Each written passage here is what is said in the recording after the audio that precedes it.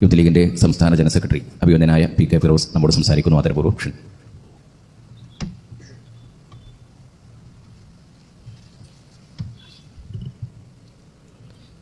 പ്രിയങ്കരനായ അധ്യക്ഷൻ, എൻ്റെ പ്രിയ സുഹൃത്ത് SKSF ജില്ലാ പ്രസിഡന്റ് സയ്യിദ് മുബഷിർ തങ്ങൾ, ഈ വേദിയിലിരിക്കുന്ന ആദരണീയരായ ഉസ്താദുമാർ, ഉമറാക്കൾ, ഈ വേദിയിലും സദസ്സിലുമുള്ള ബഹുമാന്യരായ വിശിഷ്ടാതിഥികളെ, ഈ മനുഷ്യജാലികയിൽ പങ്കെടുക്കുന്ന പ്രിയപ്പെട്ട സഹപ്രവർത്തകരെ, സുഹൃത്തുക്കളെ, അസ്സലാമു അലൈക്കും വറഹ്മത്തുള്ളാഹി. രാഷ്ട്രരക്ഷക്ക് സൗഹൃദത്തിൻ്റെ കരുതൽ എന്ന മുദ്രാവാക്യം ഉയർത്തിപ്പിടിച്ചുകൊണ്ട് ഇക്കഴിഞ്ഞ 18 വർഷമായി SKSF സംഘടിപ്പിച്ചു വരുന്ന മനുഷ്യജാലികയാണ് ഈ 18ാമത്തെ വർഷം ഈ ഓമശ്ശേരിയിൽ നടന്നുകൊണ്ടിരിക്കുന്നത്. ജനുവരി 26 പ്രത്യേകത നമുക്കെല്ലാവർക്കും അറിയാം. ഇത്തവണ നമ്മൾ രാജ്യം റിപ്പബ്ലിക് ആയതിൻ്റെ 75ാം വാർഷികം ആഘോഷിക്കുന്ന ഒരു സമയം കൂടിയാണ്. 18 വർഷം മുമ്പ് രാജ്യത്തിൻ്റെ റിപ്പബ്ലിക് ഡേ ആഘോഷത്തിൻ്റെ ഭാഗമായി മനുഷ്യജാലിക സംഘടിപ്പിക്കുമ്പോൾ ഉണ്ടായിരുന്ന രാഷ്ട്രീയ പശ്ചാത്തലമല്ല ഇന്ന് നമ്മുടെ രാജ്യത്തുള്ളത് എന്ന് നമുക്കെല്ലാവർക്കും അറിയാം. അതുകൊണ്ട് ഈ മുദ്രാവാക്യത്തിന് ഏറെ പ്രസക്തിയുണ്ട്, ഈ മനുഷ്യജാലികക്ക് ഏറെ പ്രസക്തിയുണ്ട് എന്ന് പറയാതെ തന്നെ നമുക്കെല്ലാവർക്കും അറിയാം. ഇന്ന് നമ്മൾ ഈ പരിപാടി സംഘടിപ്പിക്കുമ്പോൾ ഒരു ആഘോഷം എന്ന നിലയിൽ മാത്രമല്ല, ഇതൊരു സമരം കൂടിയാണ്. റിപ്പബ്ലിക് ഡേ എന്ന് പറയുന്നത് ഇന്ത്യക്ക് സ്വന്തമായി ഒരു ഭരണഘടന ഉണ്ടായി എന്നതുകൊണ്ട് കൂടിയാണ്. എങ്ങനെയാണ് ഭരണഘടന ഉണ്ടാകുന്നത്? നമ്മുടെ രാജ്യം സ്വതന്ത്രമായതോ ഇന്ത്യക്ക് സ്വന്തമായി ഒരു ഭരണഘടന ഉണ്ടായതോ ഏതെങ്കിലും ഒരു മതവിഭാഗത്തിന്റെ പ്രത്യേകമായ പരിശ്രമത്തിന്റെ ഫലമായിട്ടല്ല. ഏതെങ്കിലും ഒരു ജാതി മാത്രമല്ല അതിനകത്ത് പരിശ്രമിച്ചത്. ഏതെങ്കിലും ഒരു വിഭാഗം പുരുഷൻ അല്ലെങ്കിൽ സ്ത്രീ, ഏതെങ്കിലും ഒരു ഭാഷ സംസാരിക്കുന്നവർ, അങ്ങനെയല്ല. ഇന്ത്യയിലെ എല്ലാ വിഭാഗം ജനങ്ങളും ഒരുമിച്ച് നിന്നാണ് ഈ രാജ്യം സ്വതന്ത്രമായത്. അവരുടെ പ്രതിനിധികൾ ചേർന്നാണ് ഇന്ത്യക്ക് സ്വന്തമായി ഒരു ഭരണഘടന ഉണ്ടായത്. ഇവിടെ സ്വാഗത പ്രസംഗത്തിൽ സൂചിപ്പിക്കുകയുണ്ടായി ഭരണഘടനാ ശില്പിയായ, അതിന്റെ ഡ്രാഫ്റ്റിംഗ് കമ്മിറ്റി ചെയർമാനായ അംബേദ്കറെ കുറിച്ച്. എങ്ങനെയാണ് അംബേദ്കർ കോൺസ്റ്റിറ്റ്യൂന്റ് അസംബ്ലിയിലേക്ക് എത്തുന്നത്?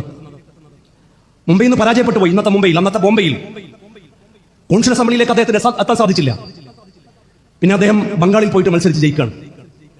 ആരാണ് അദ്ദേഹത്തെ ബംഗാളിലേക്ക് കൊണ്ടുപോയി ജയിപ്പിച്ചത്? ആ പാർട്ടിയുടെ പേര് മുസ്ലിം ലീഗ് എന്നാണ്. ഇന്ത്യയുടെ ഭരണഘടനാ അസംബ്ലിയുടെ ചെയർമാൻ രാജേന്ദ്ര പ്രസാദ്, ആ രാജേന്ദ്ര പ്രസാദിനെ അധ്യക്ഷ പദവിയിലേക്ക് കൊണ്ടുപോകുമ്പോൾ 2 പേർ അനുഗമിക്കുന്നുണ്ട്. ഒരാളുടെ പേര് അബുൽ കലാം ആസാദ് എന്നാണ്, മറ്റൊരാൾ ആചാര്യ കൃപലാനി. ഒരാൾ മുസ്ലിമാണ്, ഒരാൾ ഹിന്ദുവാണ്. ഇങ്ങനെ എന്തെല്ലാം കാര്യങ്ങൾ ഭരണഘടനാ നിർമ്മാണവുമായി ബന്ധപ്പെട്ട് നമുക്ക് കാണാൻ സാധിക്കും. പ്രിയാമ്പിൾ തുടങ്ങുമ്പോൾ we the people of India എന്ന് പറഞ്ഞിട്ടാണ് തുടങ്ങുന്നത്. We the people of India, നമ്മൾ ഇന്ത്യക്കാർ. HV കാമത്ത് പറയുന്നുണ്ട്, ഇന്ത്യയിൽ മഹാഭൂരിപക്ഷം വരുന്നവർ മതവിശ്വാസികളാണ്. അതുകൊണ്ട് we the people of India എന്ന് പറഞ്ഞിട്ടല്ല തുടങ്ങേണ്ടത്. In the name of God, ദൈവത്തിന്റെ പേരിലാണ് തുടങ്ങേണ്ടത്. അദ്ദേഹത്തോട് പിൻവലിക്കാൻ ആവശ്യപ്പെട്ടു ഭരണഘടനാ അസംബ്ലിയിലുള്ളവർ. അദ്ദേഹം പറഞ്ഞു, ഞാൻ പിൻവലിക്കില്ല. അവസാനം വോട്ടിനിട്ടിട്ട് പരാജയപ്പെട്ടു പോയി.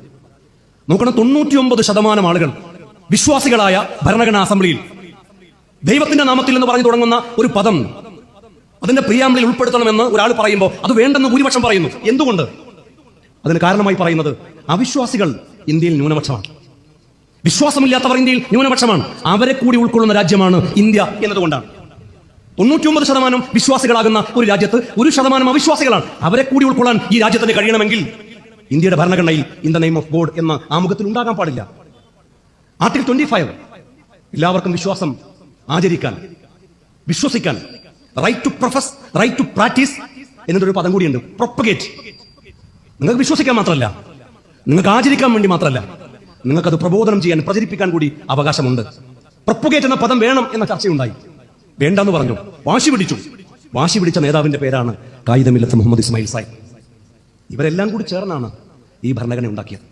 പക്ഷേ ഇന്നത്തെ ഇന്ത്യയിൽ നമുക്ക് ഇന്ത്യയുടെ ചീഫ് ജസ്റ്റിസിന്റെ വസതിയിൽ ഒരു പ്രത്യേക മതവിഭാഗത്തിന്റെ ആരാധനകൾ നടക്കുമ്പോൾ ഇന്ത്യയുടെ പ്രധാനമന്ത്രി ചീഫ് ജസ്റ്റിസിന്റെ വസതിയിൽ ഒരു മുറിയിൽ നമ്മൾ കാണുന്നു.